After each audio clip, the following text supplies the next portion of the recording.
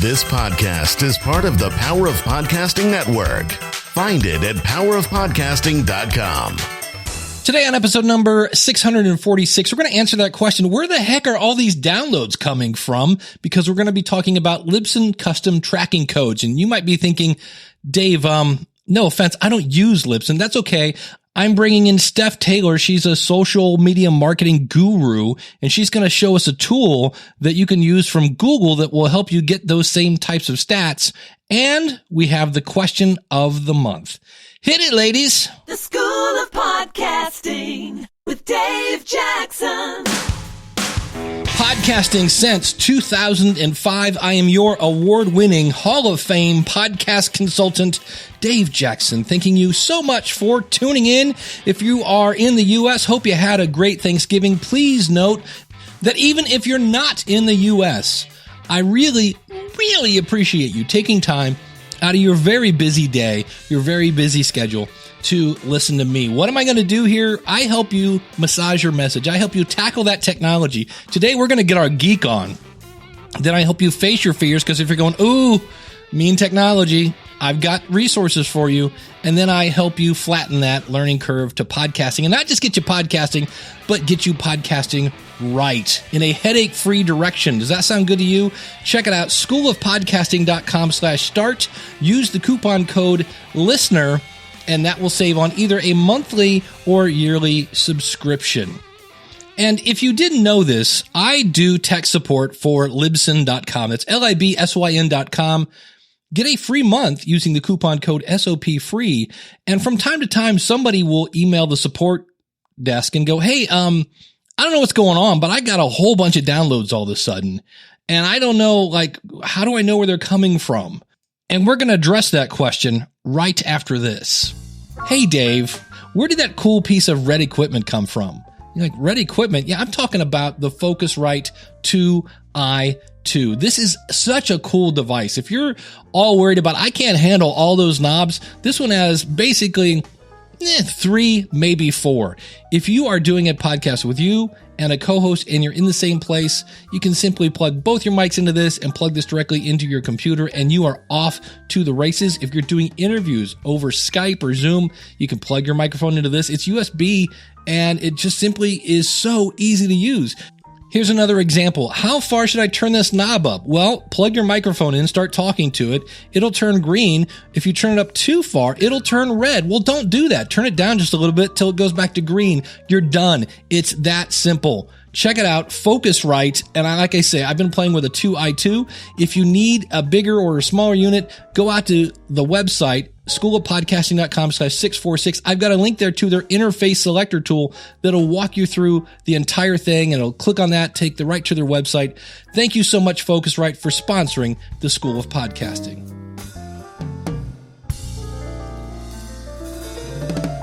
So we're going to get our stats on today a little bit.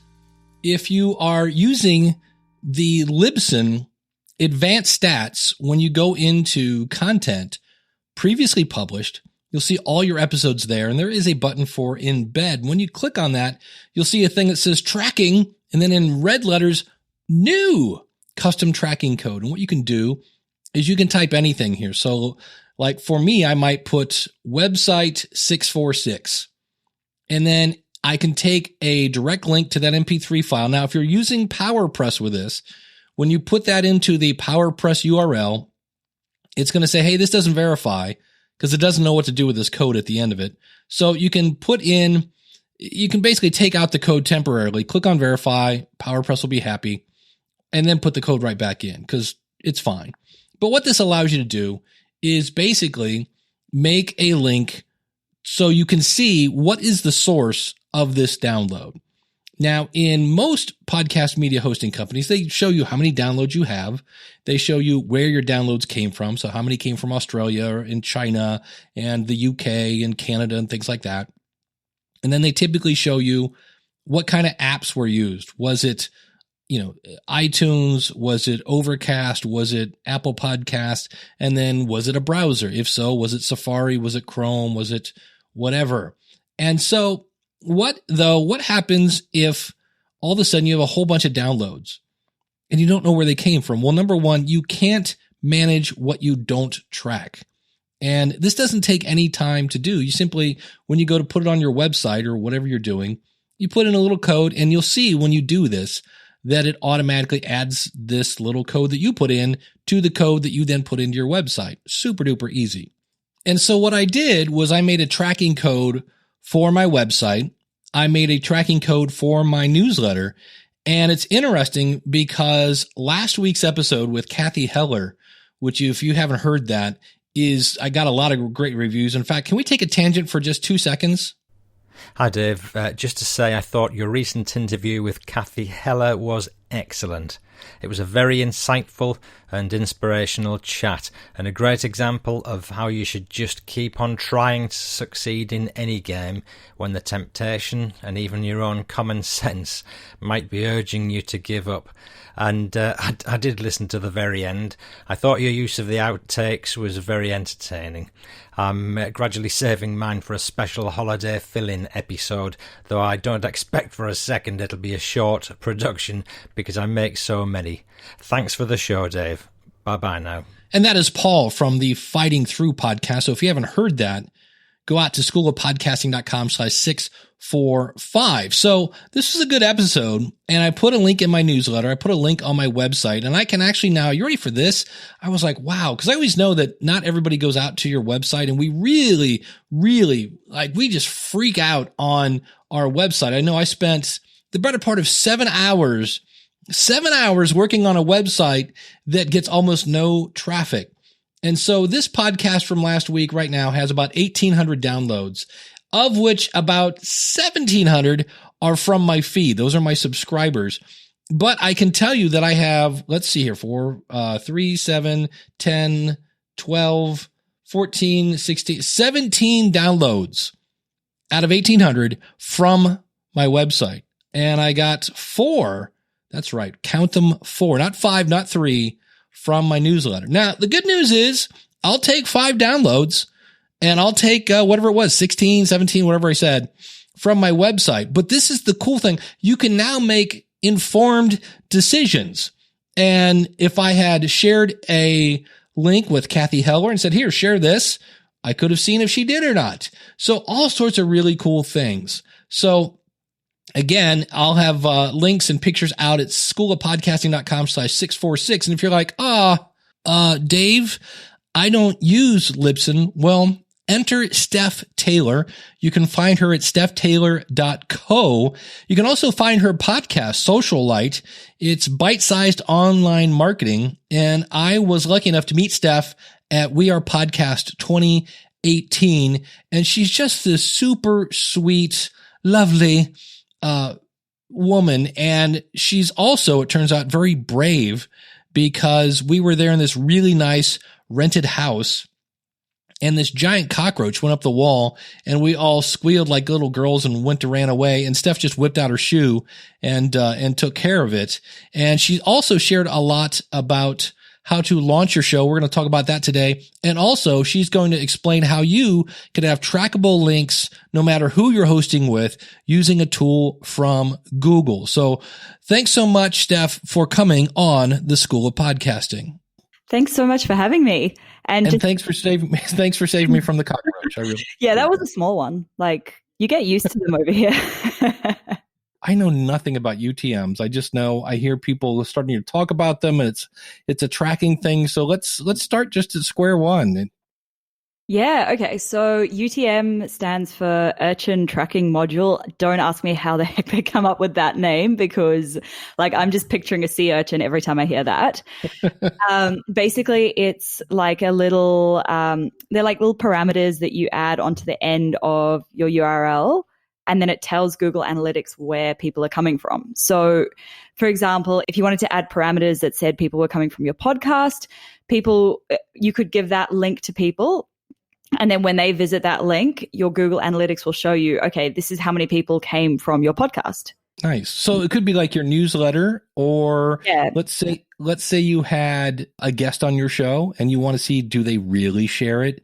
Yeah. You could use it for something like that? Yeah. So most email newsletter apps like MailChimp, all of them, they will automatically do the UTMs for you. You might know it as like the box that you have to tick to say add tracking or track this URL, something like that, depending on which platform you're using.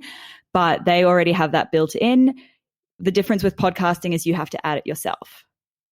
Well, how do I go about making a UTM? Okay. So there's a Google campaign URL builder, which I will give you the link to, and you can share that in the show notes for your listeners. And this is me jumping in, schoolofpodcasting.com/646. Not only do I have a link to the campaign builder, but I found the official Google video on YouTube that shows you how to use this tool. Back to Steph. And that basically, you just input the source, which would be podcast, the medium, which is either referral or direct, depending what you want it to be. Very much personal choice. The only important thing is consistency. So if you're using podcast as your source, you want to always have it as podcast, including letter case. So if you're doing podcast with a capital P, you want to always keep it as podcast with a capital P. Otherwise, it'll track it as two different sources. It'll mess up your analytics and it's horrible to look at. So make sure it's consistent. And you can even get right down to exactly which episode it is. So in the campaign name, you might put the episode number. People can see, okay, they came from this episode.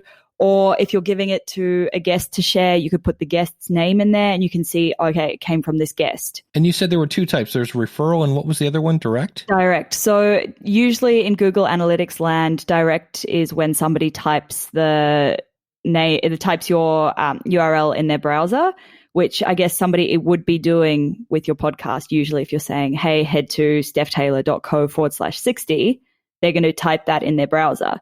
Or referral is usually when somebody clicks through. It's very much personal preference whether you choose to categorize it as direct or as referral, just as long as it's consistent.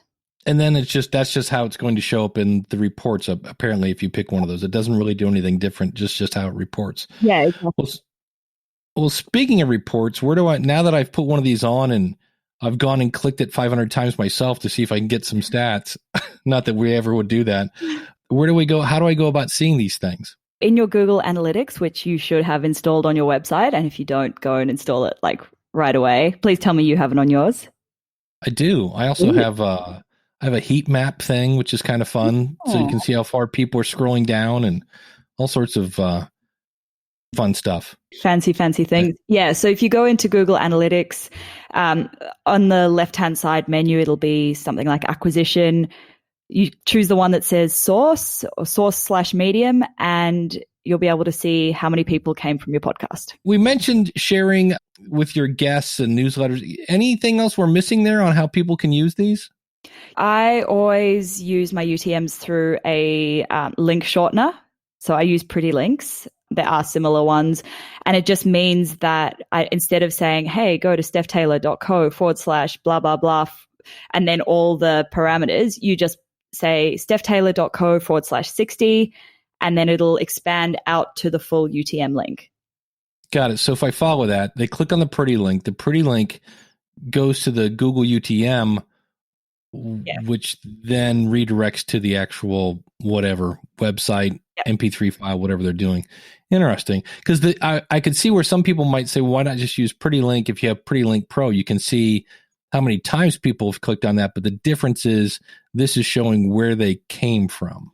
Yeah. And it's, I don't know, like Pretty Link Pro is only going to have your analytics for that link. It's not going to have all of your analytics in one. So in Google Analytics, you can see, okay, this many people clicked from my podcast and then they purchased. And you can you can attribute a bit of an ROI back to your podcast if you've got all the tracking set up correctly. Whereas with Pretty Link, you can't. Got it. Yeah. And since we're kind of talking about Google Analytics, if there's somebody that's listening right now that goes, I don't know, I guess I should probably put that on there or something. What's your favorite part of Google Analytics that you're like, oh, I can't believe you don't have that on there? I think my favorite's probably the funnel part. So if you've got it set up correctly, you can track you can set up goals and you can track different steps in the funnel. So maybe step 1 would be they visit your sales page. Step 2 is they add the product to cart. Step 3 is they start checkout, and step 4 is they purchase. You can go into funnel and you can see exactly how many people are dropping off at each stage. And you can say, okay, well, 50% of people dropped off on this page. There's something wrong with this page. And you can then pinpoint it and fix it all out. Very cool. It's very cool. There's so much in there. So much. I want to talk a little social media because that's kind of like your thing in a way with marketing and all. I mean, there's so many. How do you, are you like on all of them, or how do you keep up? It's crazy. Yeah, no, I'm not on all of them. And like, even though I am a social media marketer, I make a very strong point of telling people don't try to be on every single platform, because like you're just going to burn yourself out. It's, yeah, you can try and be on Twitter and Snapchat and like Medium and all of the different channels, but if the people you're trying to reach aren't on there, like you're just wasting your time. So don't do it. Yeah. How long do I try it before I go, I got nothing over here? It's not so much the trying it, it's more getting out there and asking the people who you want to reach more, like your target audience, your ideal customer, whatever you want to call them. Go and ask them, be like, hey, do you hang out on Snapchat? Because if they're not, they're going to tell you, and you know you're wasting your time without even trying it. It's that whole go ask your audience thing we always talk about. What a novel idea, which is cool. It does. Well, being that you are you have a handle on this whole social thing, and you're a podcaster, which is great. So how do you tie podcasting into like your social strategy? Because my episodes are so short, they're 5 minutes. I get them transcribed and they work out to be roughly about an 800 to 1,000 word blog post once I've made the transcript readable, because nobody likes reading transcripts. They're horrible. Thank you. Publish the blog post, and then once it's published, pin it to Pinterest, because people love finding business tips on Pinterest. Like, it goes crazy over there. Add it to Recur Post, which is this content recycling tool that I use for Facebook. So once it's in my library, it's in there. I don't have to worry about scheduling posts every day. It just recycles all my old podcasts. And then, okay, so what was the name of that one? Recur Post. And that actually works with Facebook? Yes. So it integrates with Facebook, LinkedIn, Google Plus, if anyone uses that. Right. You probably have a Facebook business page then. Yes. I'm going to guess. Okay, that's because I know if for most personal pages on Facebook, they like cut off all the automated posting to that kind of thing. I think you can still use it with a personal one, but they may have changed that. Okay. Yeah. I'll have to check that one out. That's a new one. So, and then who do you use for your transcription? So I have a amazing transcriptionist called Laura Quarty. I think that's how you pronounce her last name. She's based over on your side of the world in the US, which it's amazing because she speaks really good English. I think she's a native English speaker. Yeah, like she knows to not use Z's in words like utilize. She puts the S in there because I've asked her to. And yeah, she does a great job. I used to use Simon Says, but I was just finding it was taking too long to edit. Nice. See, there are all these things that I'm expecting you to say rev.com or all the automated ones are super cheap, but they're also then you spend another hour, editing it. So that's, well, yeah, Simon Says is an automated one, but I was finding like it was taking way too much time. And like, because my accent isn't fully Australian, so it kind of, it wouldn't match properly when I chose English Australia. And it just, it was a nightmare. So what is it? What is your accent? What's a mix of? I don't know. South African, New Zealand, and Australian. Okay. Yeah. There you go. And I mean, to you guys, it probably just sounds English. So. Yeah, to me, like, it just sounds cool. It's like, you could read the dictionary and be like, that's fascinating. Excellent. Well, you mentioned Pinterest. Like, what's a typical image on Pinterest look like for your podcast? Is it just a quote, or is it a cool picture, or what are you using for Pinterest to promote your podcast? Yeah. I have a template that I bought off Creative Market. That's another one you can add to your list of links. There's so many Pinterest templates on there, and it's basically it's just a background image and then an overlay saying what the title of the post is. Usually I just use my podcast episode title, but sometimes I optimize it to make it a little bit more, I don't know, clickbaity. I hate using that word, but make it a bit more enticing. And then, once it's on Pinterest, SEO optimize the heck out of it, because the thing about Pinterest is you don't have to have a lot of followers. Your pins will show up if you have the right keywords that people are searching for, regardless of how many followers. And then you just link the image to your episode. Is that how that works then? Yep. Interesting. And I'm a dude. Are dudes on Pinterest now? Is that a new thing? Because I know they've been saying for a while that more and more guys are coming over there, but is that still the case? Yes, I think it's still. I think the statistic is like 51% or something of all new signups to Pinterest are male. Wow. Yeah, okay. I think they're realizing like, hey, these DIY things are fun. Let's get on there and see what's on there for men. Do you do any kind of, because that's still a lot of work to you're sending it over here and there. Do you use any kind of automation to get any of this set up? Or is this just you clicking 8 million things once you hit publish?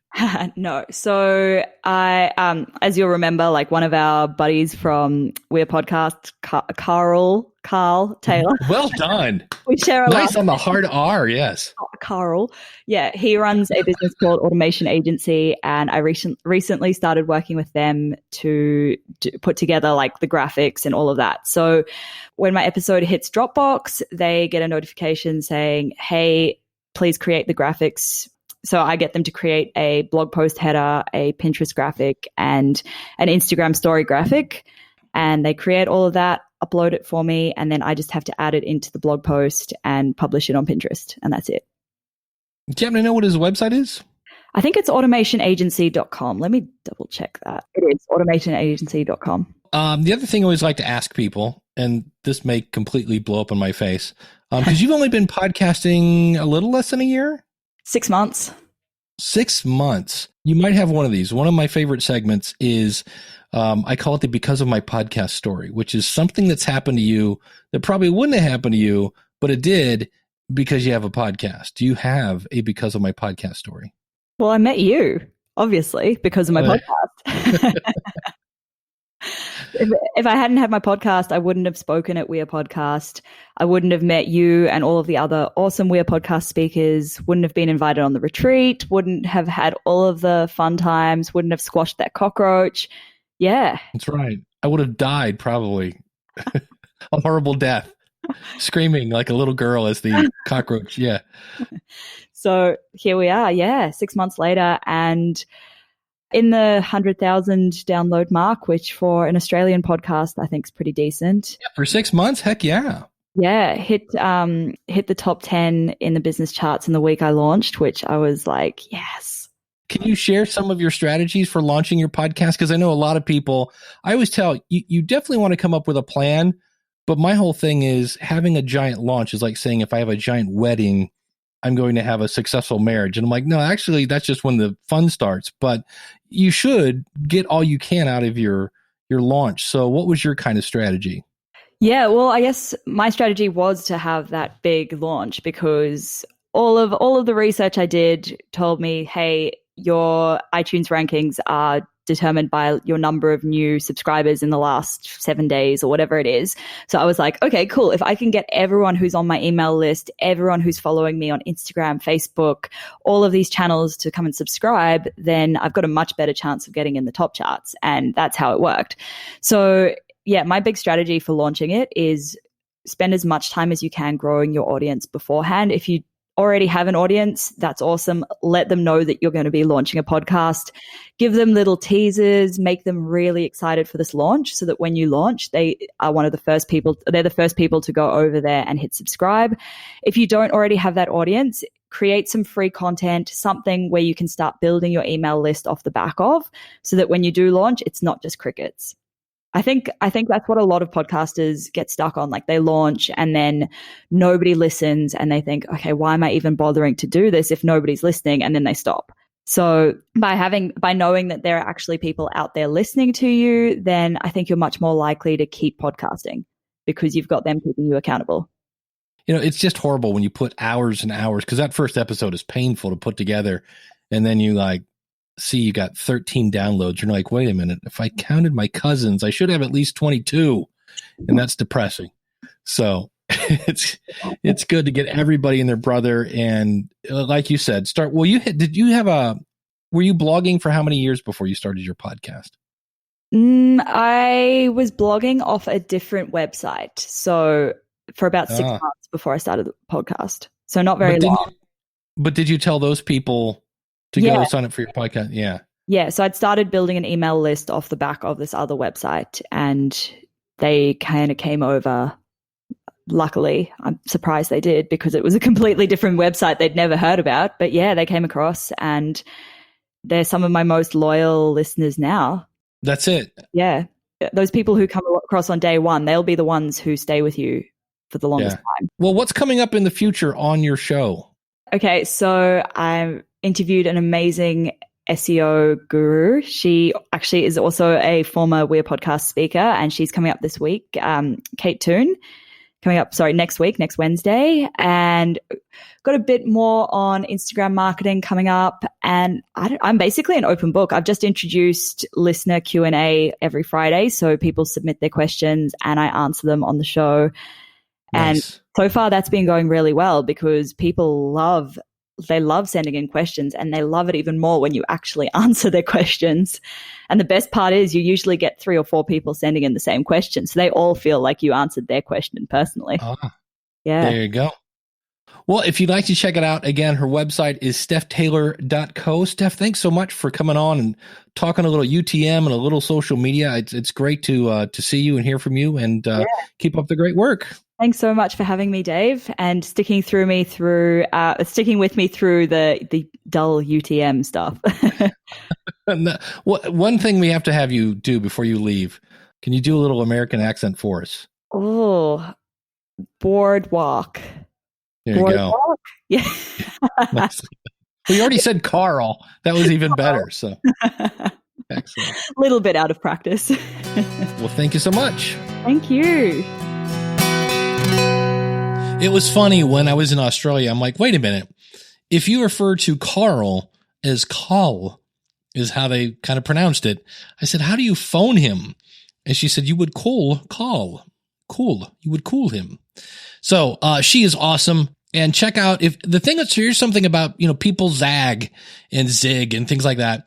A lot of marketing shows, they're really long. She's bite-sized chunks, and it's taking one thing. Here's what you do. Here's why it works. That show is called Socialite, and you guessed it. That's also in the links at the website, schoolofpodcasting.com/646. I was making radio shows for fun. If everybody does it, at least everybody I know, shut up! All right, so the question of the month. If you're new to the show, this is something I do every month, by popular demand, I should say. And that is where I ask a question, and then the last week of the month, you respond. And many of you wait till the very end of the month to respond, which is fine. We've got a lot of responses, and I'll tell you why I asked this. I asked, what is the book you recommend the most? Not what's your favorite book. Like, what's the one that you seem to recommend the most? Instead of what's your favorite book about podcasting, or what's your favorite book about business. And the reason I didn't phrase it that way is I didn't want to kind of scale back the answers. I wanted to see what other interests, if any, you have. So I asked you the question, what's the book you recommend the most? And here are your answers. Hi, Dave. It's Win from Ask Win, and I would say Big Magic by Elizabeth Gilbert, and because it talks about being creative, it talks about living your dreams, and it talks about just being creative and having that creative spirit. And as podcasters, we need to do that. And so, yeah, we need to do that. So that is book number 1. Book number 2 is I Come a Win, which I Come a Win is my book. And it talks about my journey with cerebral palsy. And that's what started my podcasting journey. Believe it or not, I come a win started my podcasting journey and my book journey. So, yeah, write a book, start a podcast. Yeah. And so those are my 2 book recommendations. And you guys can find Ask Win every podcast player. It's on there. Thank you, Win. I actually reached out to Win and I said, hey, if you really want to get people to your stuff, you could go over to something like coolerwebsites.com, buy a domain name. Even if you don't have the money right now for a website, you could get something free like wordpress.com or Weebly or something like that. Not my first choice, by the way, having a free website, but you could actually buy a domain, which is usually like $10 a year. And that way you could direct people to, if you want somebody to buy your book or whatever, get your own website. And she was like, you know what? You're right. Thanks for the reminder. So thank you so much, Win, for chiming in. Next one, you're a loony. For those of you that like Monty Python, it's the one and only Dennis Looney. Hi, Dave. My name is Dennis Looney, fellow Ohio resident living out in Bay Village, Ohio, just west of Cleveland. The book I refer the most is Seth Godin's All Marketers Are Liars. Really is a terrific, fast read for anybody who is in business, sales, marketing, or any kind of role where they need to understand consumer buying behavior. Really shed a lot of light to me on individuals having a worldview that is very difficult to penetrate. But if you understand how they look at the world, you can better position your products, services, and offerings to something that aligns and help you get a sale, help you close a deal, and help you make more meaningful customer engagements. On the other hand, if they are so far removed from your worldview or the way your products are positioned, you might be better off looking for another customer instead of spending a whole lot of time spinning your wheels with someone who is never going to buy into what you're trying to sell. That is definitely the abridged version of this. While it's a small book and a quick read, there is a lot of really engaging content in there, and highly recommend it to anybody who is in the business world. So that's all I've got right now. I'm going to be launching my podcast very soon. It's called the Gridlock MBA podcast, and you can find it at gridlockmba.com. I'm currently going through all of the submission roles right now, thanks to all your efforts and help on understanding how that works. So the idea behind the Gridlock MBA podcast is to help people who are behind the wheel of a car, commuting to work, or making sales calls between calls, to be able to take a few minutes of their day, invest in themselves, and get some actionable ideas on how to advance their career without adding anything to their workload. It's going to be a simple 10 to 15 minute format. Listen to the show while you're driving behind the wheel of a car with a latte in hand and learn a lot about business and approaches to career success. And that's what I'm looking to do. GridlockMBA.com, the Gridlock MBA podcast, and it's coming soon. Thanks to all your help, Dave. And I look forward to meeting you in person at one of your Ohio-based meetups. And I appreciate everything that you're doing out there for the community. Thanks so much. Dennis, thank you so much. I really appreciate that. And yeah, I actually moderate the Northeast Ohio Podcasters Meetup. Go to neohiopodcasters.com, or you guessed it, schoolofpodcasting.com/646. And I look forward to meeting you in the future. Next up, we have Jonathan from weeklyawesome.com. Hi, Dave. This is Jonathan Bloom of Weekly Awesome. So I was trying to go for a universal book to go with your what's the book you recommend. But the book that really comes to mind is the Bible. There's one book that has been written in so many languages, and it is so controversial. It makes people debate and discuss stuff.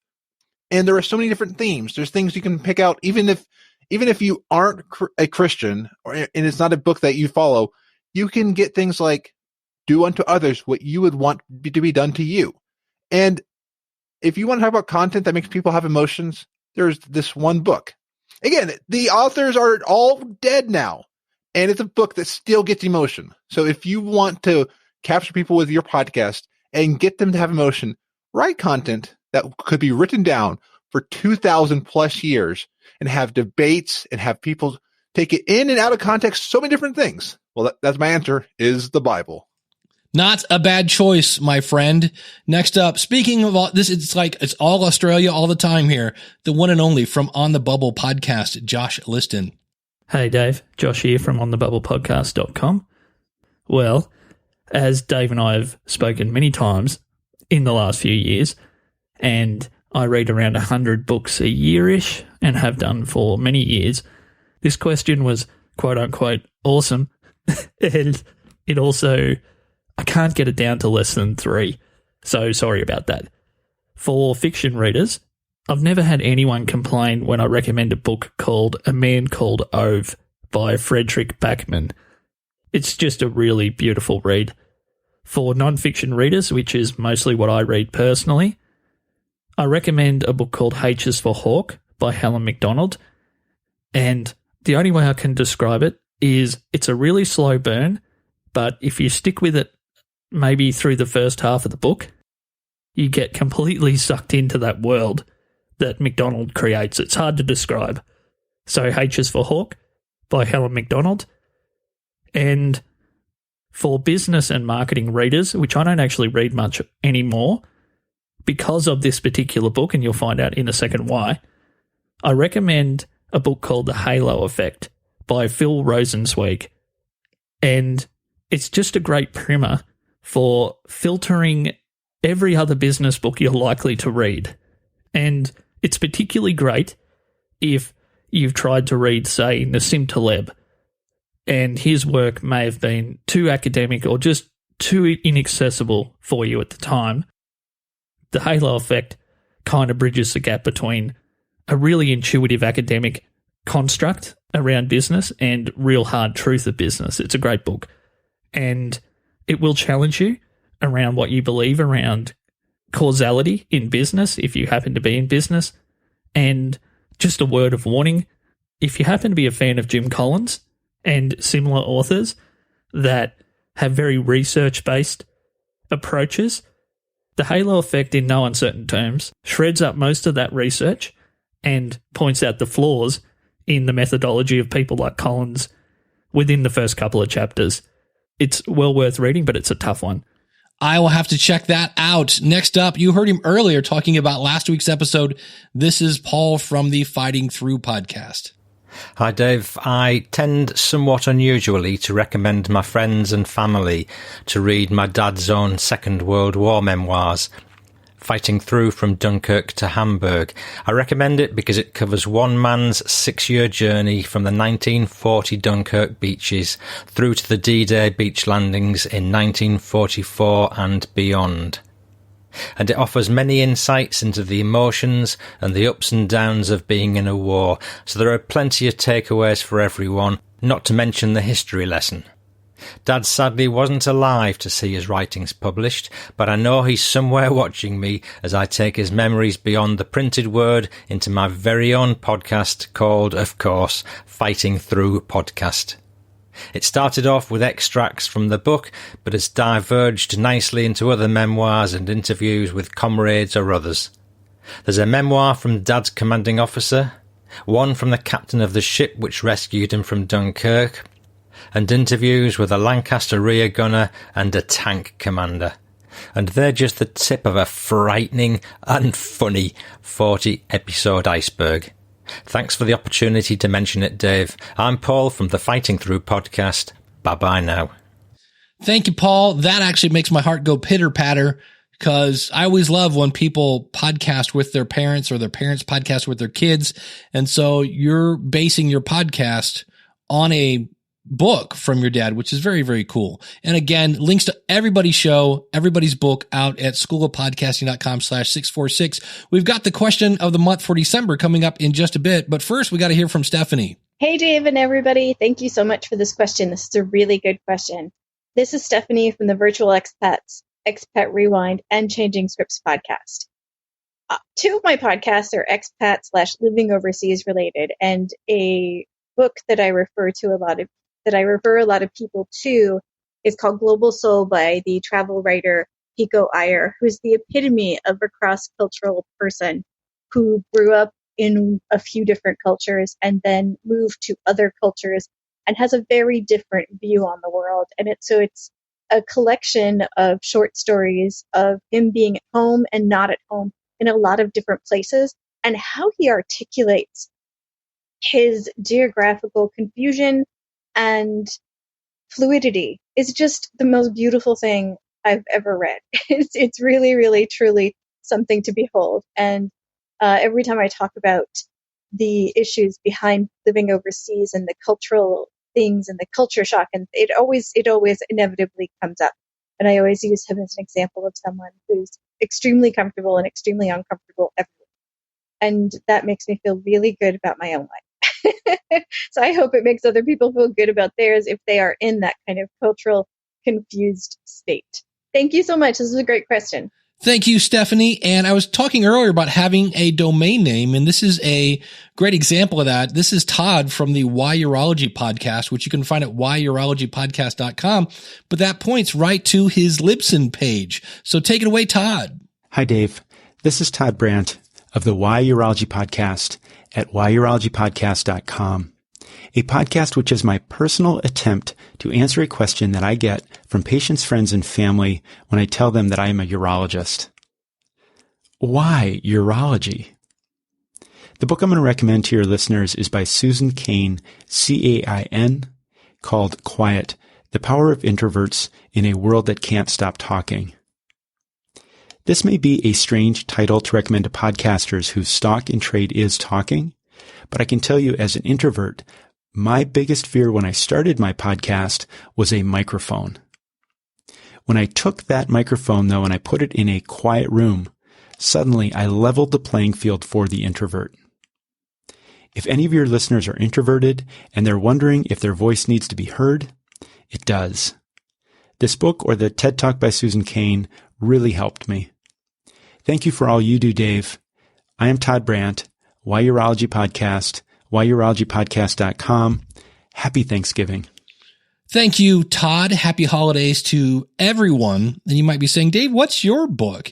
And it used to be Platform, How to Get Found in a Busy, Noisy World by Michael Hyatt. That is actually a book I read every year in January. I've done that for about the last 3 or 4 years. But when I really thought about it, the book that I recommend more than any other book this year, at least, is Will It Fly by Pat Flynn. If you're thinking of starting a podcast, Will It Fly really walks you through like, how am I going to be different? Do people really want this? And how do I figure out what they want? Will It Fly by Pat Flynn is the book I've been recommending the most pretty much all year. So that's my answer. Now you might be thinking, but Dave, what about next month, December? Well, if you're a regular listener to the show, wait, hold on. What am I doing? I'm missing a great opportunity here. Hey, we're talking about books.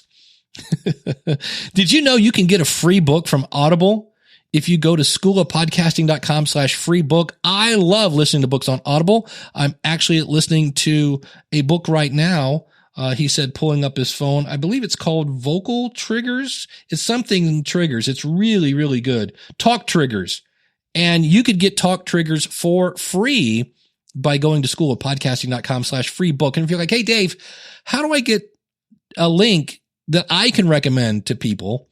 Well, then just go out to schoolofpodcasting.com/audible and you can have a link so that when people go over and they sign up, you earn a small commission. Now, let's move on to the last question of the year. Is really what this amounts to.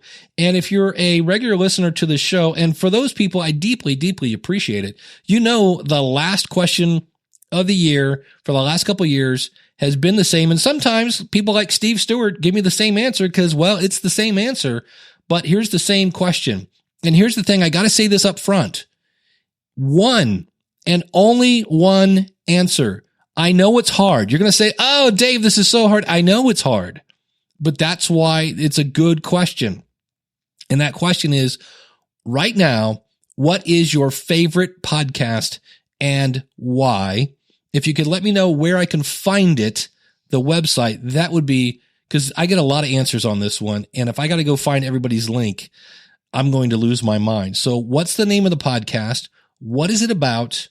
Where can I find it? And why do you like it? Then, of course, if you have a podcast, tell us a little bit about your show and where we can find it. And this is something I kind of deem my favorite podcast is. And again, One show. If you're like, oh, I can't pick, it's a tie. No, there are no ties. I will take your first answer and I will cut out the second. It's hard. I know it's hard. It's very hard. What's your favorite podcast and why? Now, I need this by February. Oh, hold on. We'll talk about February in a second. By December 28th, 2017. That's the last Friday. That will give me the weekend to put it out on Monday, December 31st, as we kiss 2018 goodbye. The year is over. That's amazing. And so again, the question is, what's your favorite podcast? Your only one, your favorite podcast and why? Tell us a little bit about it and tell us where we can find it. Then tell us a little bit about your show and where we can find it. I need that by Friday. Why do I keep saying February? December 28th. The reason I keep saying that is in February is I'm letting you know this one months in advance. If you have found love via podcasting, so if you're because of my podcast story is I found a spouse or a partner or whatever you want to call it. I need that by February, he said, clicking on his calendar. February 22nd will be a special question of the month for kind of Valentine's Day-ish themed for that being in February. So thanks so much for listening. If you would like to start a podcast, I cannot tell you how much gas that puts in my tank. I'm actually working with some new people. We just had some new people sign up at the School of Podcasting, and I get so excited to work with you. I love when you go, oh, this is confusing. I don't get it. And then I tell you something, you're like, oh, and I get to watch the light bulb come on. That is so much fun for me. And you get to get your message out there to the world and start building your community. If you've got a business, you start building sales, you start building that relationship with your audience and your potential customers. Simply go to schoolofpodcasting.com/start. And again, use the coupon code LISTENER. So until next week, thanks so much for listening.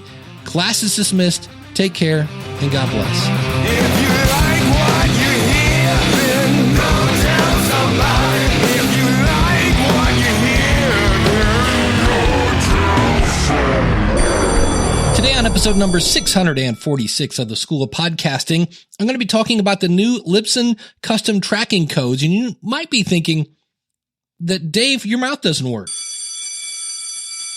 Code, and you're like, great, Dave. I don't use Libsyn. Well, guess what? I'm bringing in Steph. Why can I not talk? Well, guess what? I'm bringing in Stephanie Taylor. She is a social media man. Geez. Seriously? That even if you're not in the U.S., I am very, very thankful that you are taking the time out of your busy day. What is a busy day, Dave? What's a busy day? Seriously.